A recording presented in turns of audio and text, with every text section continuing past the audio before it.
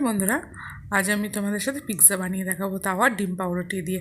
আমার বাচ্চা যখন জেদ করে তখন তাকে এইভাবেই আমি বানিয়ে দিই। দেখো, দুটো ডিম নিয়েছি, তাতে নুন, গোলমরিচগুলো, চিলি ফ্লেক্স, অরিগানো দিয়ে ভালো করে ফেটিয়ে নিলাম। ফ্রাই প্যানে তেল দিয়ে ডিমের ব্যাটারটা দিয়ে একটু ফ্রাই প্যানে একটু ছড়িয়ে নিলাম। এবার তিনখানা পাউরুটিকে ছোটো ছোটো করে টুকরো করে কেটে নিলাম। এবার টুকরোগুলোকে আমি ডিমের ওপর ভালো করে সাজিয়ে দিলাম।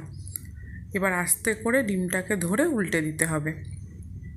এবার এখানে পাস্তা সস, শেজওয়ান চাটনি, তোমাদের কাছে যেটা থাকবে সেই টমাটম সসও দিয়ে করতে পারো। এবার তারপর তুমি পুরোটা স্প্রেড করে দিয়ে টমাটম, ক্যাপসিকাম আর পেঁয়াজের ring, chilli flakes, oregano, grate করা চিজ কিংবা আমার কাছে স্লাইস চিজগুলো দিলাম, 1 চামচ বাটার দিয়ে আবারও আমি ঢাকনা দিয়ে দিলাম 5 মিনিটের জন্য। 5 মিনিট পরে দেখো আমার এখানে রেডি হয়ে গেছে। এবার তোমাদের আমি কেটে পরিবেশন করে দেখাচ্ছি। আমার বাচ্চাদেরকে এইভাবে করে দিয়ে ওরা ভীষণ পছন্দ করে। তোমরাও একদিন বানিয়ে দেখো, ভালো লাগলে অবশ্যই লাইক করে দিও, শেয়ার করো, চ্যানেলটা সাবস্ক্রাইব